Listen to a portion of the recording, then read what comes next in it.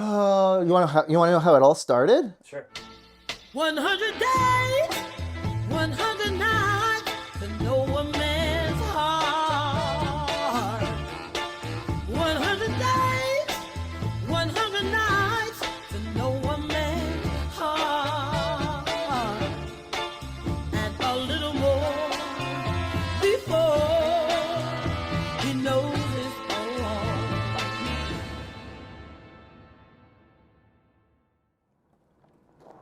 Oh my, why is this so difficult? Okay. It all started with vintage campers. Nick bought a vintage trailer home, and we were kind of looking for a place where we could put it. Oh, she is glorious. Had this sort of, which I thought at the time, this was a big vision, right? This was me going crazy. And I wanted to build a vintage camper village, basically where me and my friends could hang out. First, we were just looking at different plots of land, and then I think we were at a garden party in the village of Ames, actually, I think. I want to say it was a New Year's party in Sharon Springs or Ames, I'm not sure. At a party, having cocktails, I'm hanging out with my friend and our realtor, Michelle, and we're, sipping some cocktails, and she, leans over and says, "You should just buy my 5 acres in the village." And I was like, "What are you talking about, 5 acres?" She's like, the cottages. And I'm like, it hit me. I'm like, oh my God, the cottages, of course. But I'm not considering it. I mean, come on, that would be crazy. Who in their right mind would buy a building like that? But why not take a look? Oh my God. And this building had been on Nick's radar from when he was a teenager. Like, when he would visit the village, he knew about the building, but they weren't on our radar as in like, oh, we're gonna buy those. Still, I wasn't serious. I couldn't be. I couldn't afford it. I couldn't do something like that. It was sad, but it was gonna be torn down. And that was sort of a reality I had to live with.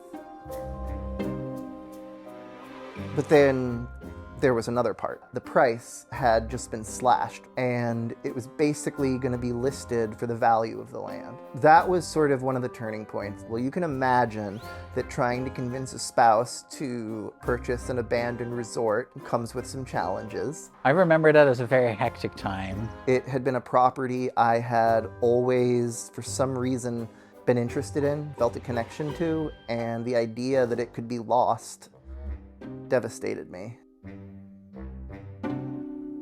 Because I knew that a lot of people would look at this and think, wow, what a great site for my new house.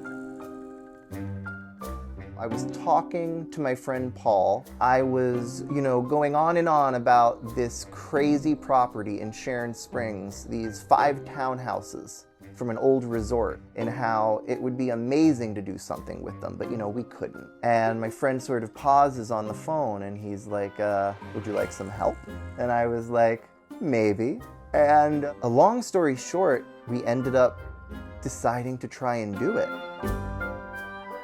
We basically ended up deciding to start a multi-member LLC to buy the cottages, to try and save them, and ultimately to try and develop them into something that would succeed and not only be a success for the property, but be beneficial to the surrounding village.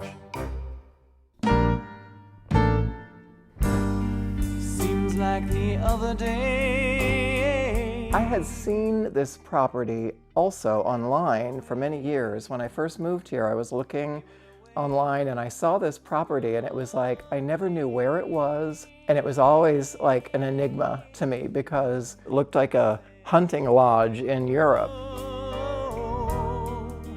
And then Nick purchased it, and I realized that it was not that fabulous hunting lodge in Europe, but an amazing property with a lot of potential and a lot of mold and issues.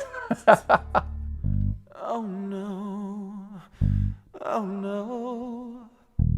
Oh no, no, no, no, no. It's been abandoned for a long time. I gotta tell you, the cottages are messy.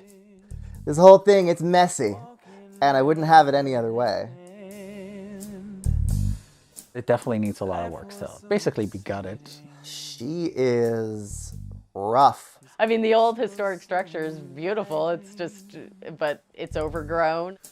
When he touched my cheek. This building is barely visible behind this just wall of greenery. And, you know, the porches are sagging and rotted, and the whole thing is boarded up and gray, and the roof is falling apart, and it just looks like it was a scene out of an end of the world movie.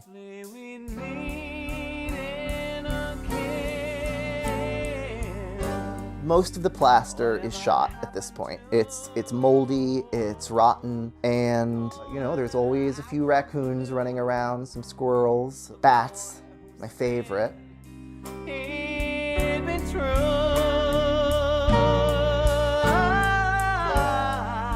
But here's the weird part. As moldy and rotten as I say that this thing is, it's also solid and sturdy. The bones are good.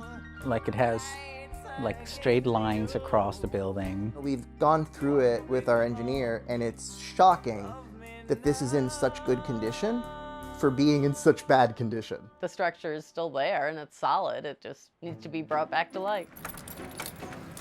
Come on. Oh! It wasn't locked. Welcome to Cottage L. So this is actually my favorite cottage. It is the end unit with this incredible bay window. It's a miracle that some of these, like, some of the windows you can lift with a finger. Watch this.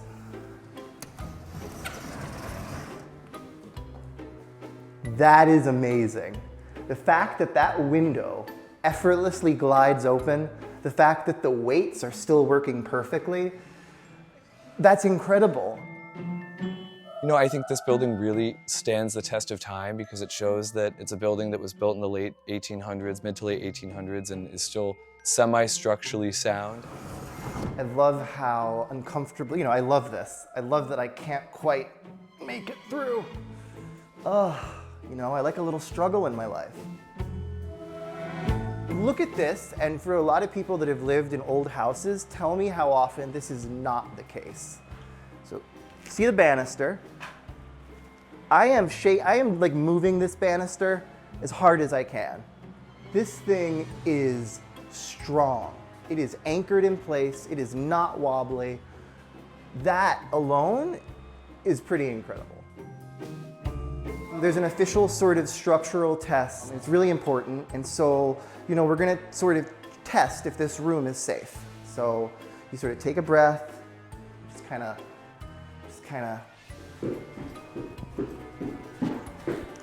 And you know what? I am not in the basement. That is safe. So the thing is, all of this is great, right? Great vision, great dream, let's try to do it. None of it matters if we don't replace the roof. This land is your land. This land is my land. It's hard. It's very hard to face sometimes, and it's been, you know, such a journey to get to the point where we can replace the roof. From the redwood forest. Structurally, this building is solid and savable, but only for a little bit longer. You know, this building has been, it's standing against all odds. Was made for you and me.